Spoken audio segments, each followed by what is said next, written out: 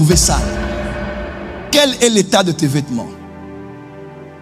Quel est l'état de ta marche spirituellement?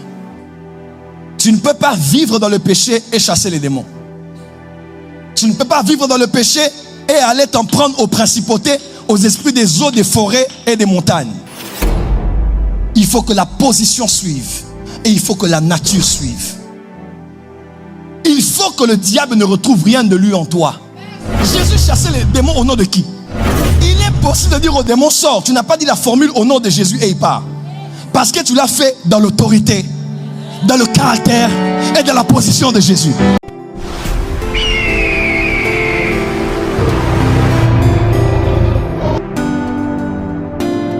Tu ne peux pas être impudique et tu chasses l'esprit des eaux.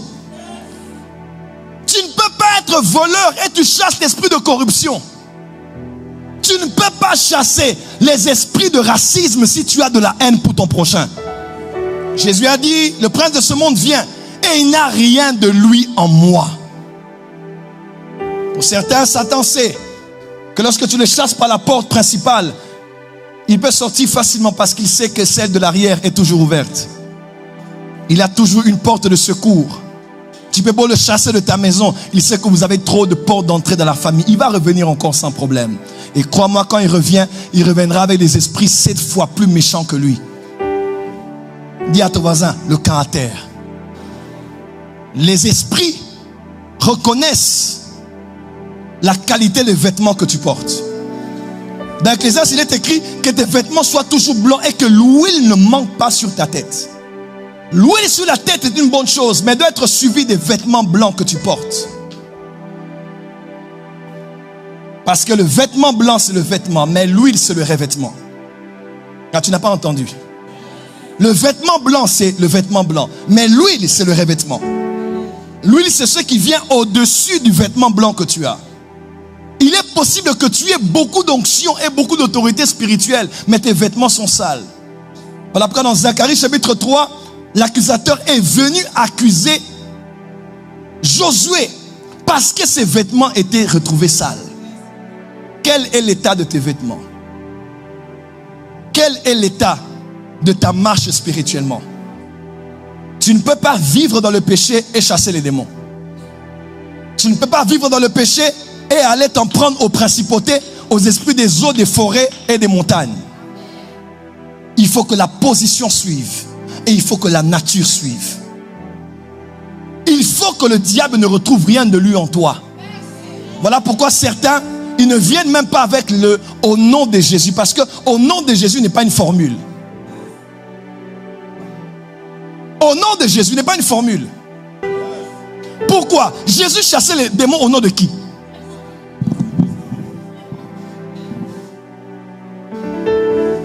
Il est possible de dire aux démons sors. Tu n'as pas dit la formule au nom de Jésus et il part. Parce que tu l'as fait dans l'autorité, dans le caractère et dans la position de Jésus. Alors dis amen très fort là où tu es. Ainsi, au nom de Jésus n'est pas d'abord une formule à utiliser, mais c'est une vie, une position, un caractère à expérimenter. Dis à ton voisin, cher voisin, le caractère de Christ. Au nom, ça veut dire dans le caractère de Christ. Voilà pourquoi, quand on veut commencer à entrer dans la phase de la délivrance des femmes et des maris de nuit ou d'autres types d'esprits, il faut que ta vie suive après. Pourquoi? Il y a une chose qu'on appelle la délivrance et il y a une autre qu'on appelle comment garder la délivrance. Pourquoi? Parce que généralement, quand je regarde les lives de Paris, quand on parle des ministères de délivrance, c'est les mêmes visages. On t'a vu chez tel apôtre là, à Lille. On t'a vu chez l'autre, à la veillée. On t'a vu chez l'autre qui venait de la Côte d'Ivoire. Pour ne pas parler de mon frère qui venait du Cameroun. On t'a vu aussi dans notre programme là-bas et tu vas aller dans toutes les églises. Et on va te voir encore ici. Toi, tu es un pigeon voyageur. Paris-Dakar. Tu as fait toutes les églises de Paris pour chercher la délivrance. Et tu fais paraître ceux auprès de qui tu étais avant comme ayant moins d'onction. Parce que c'est toujours toi qu'on va voir ailleurs encore. Voilà pourquoi j'aime pas que mes enfants aillent partout. Aujourd'hui, avec Internet et les caméras, on va se dire, il n'est pas de la porte des cieux, il est en train de tomber là-bas. Frère, aie confiance aux gens que Dieu a établis sur toi. très important ce que je dis. Parce que c'est une chose. Peut-être que le jour où l'homme de Dieu, d'où tu viens chasser les démons, ils étaient vraiment partis. Mais entre ce jour-là et le jour où tu es venu ici, tu as vécu dans l'impudicité. Tu es même une lesbienne là où tu es. Je n'insulte personne ici. Mais comment tu ne veux pas que les portes soient ouvertes? Comment tu ne veux pas? Après tu diras, il n'a pas d'onction. Lui ne voit pas dans l'esprit. Je vais sur le prophète Joël. Et tu feras toutes les églises. Mon frère, ma soeur, comment garder la délivrance est aussi important que recevoir la délivrance. Après le verbe recevoir de Dieu, le verbe le plus important, c'est le verbe gérer. Tu as eu la délivrance, oui, mais est-ce que tu vas gérer la délivrance après ce culte? Parce que moi, je suis fatigué de chasser les mêmes démons des mêmes personnes. Donc, il y a des gens, tu sais que même si tu n'as pas d'onction ce jour-là, elle va tomber.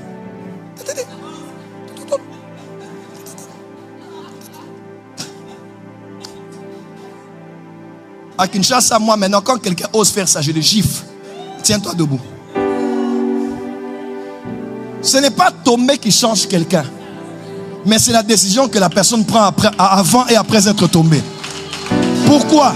Jésus était à Gethsemane, fils. Jésus est à Gethsemane. On vient pour l'arrêter.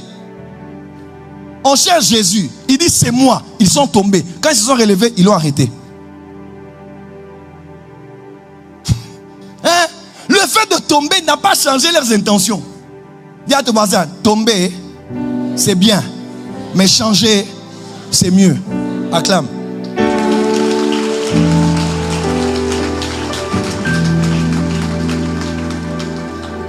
Quand je réfléchissais sur cet enseignement, je me suis dit, fils, comment dois-je faire pour traiter ce problème sérieusement? Et comme je suis prophète, je ne suis pas exorciste. Dieu m'a dit, le problème est beaucoup plus élevé que ça. Il faut comprendre l'environnement dans lequel vous êtes. C'est important ce que je veux dire. Tant qu'on ne comprend pas, évangéliste Myriam ou David, tu m'entends? L'environnement dans lequel on est, on aura beaucoup de difficultés dans le ministère de délivrance. J'ai connu un homme de Dieu qui était proche à moi aussi. J'ai appris qu'il était en prison. Puissant ministère de délivrance. Quelqu'un peut rire, quelqu'un peut se moquer, quelqu'un peut attaquer. Mais tu ne sais pas ce devant quoi sont exposés ceux qu'on est ministère de délivrance. Parce qu'ils sentent ce que vous ne sentez pas. Tu sais, dans le discernement des esprits, il est possible. Ceux qui sont dans la délivrance le savent. On est entré dans des maisons comme ça, tu entres dans la maison, il y a l'esprit de mort. Tu sens l'odeur de la morgue. On appelle ça comment? Formol, c'est ça? Tu ne connais même pas cette odeur, tu n'as même jamais été à la morgue. Mais tu sais dans ton esprit que c'est l'odeur de la morgue. De ce qu'on applique sur les cadavres. Et dans le discernement, tu sais que c'est l'esprit de mort. Il y a des personnes, tu fais la délivrance, après tu veux commencer à chasser le démon, tu sens que ton corps entre en érection. Ou tu sens que ton corps en tant que femme, tu deviens sensible. Tu ne sais pas de quoi il s'agit. Rien à voir avec la chair. C'est ton corps qui réagit aux gens d'esprit qui sont devant lesquels tu es. Quelqu'un me comprend? Et quand quelqu'un est toujours au front, il arrache les gens des esprits des eaux. Il détruit les esprits des montagnes. Il fait tout ça tous les jours à des cultes. Il faut beaucoup prier pour les hommes de Dieu ici. Parce que quand je viens, j'arrache 5 enfants de la main d'un grand occultiste du pays. Il n'ira pas récupérer ses enfants, il me cherchera moi. Et tu rentres à la maison, tu es déjà fatigué, tu viens de culte, tu sens la pression, tu sens des choses, mais tu ne sais pas. On envoie des ondes vers toi. Voilà pourquoi il faut prier pour les hommes de Dieu. Ceux qui faisaient la force des hommes de Dieu autrefois, ce n'était pas que leur grâce et leur capacité, mais c'était la puissance de l'intercession. Ça fait 1 ou 2 jours, on a pensé à la mort de Reinhard Bonnke. La force de Reinhard Bonnke n'était pas ses dons spirituels, son art oratoire ou la grâce qu'il avait eue d'un des frères Jeffrey au niveau de l'Angleterre. Mais la grâce que Reinhard Bonnke avait, c'était d'avoir une femme qui s'appelait Suzette.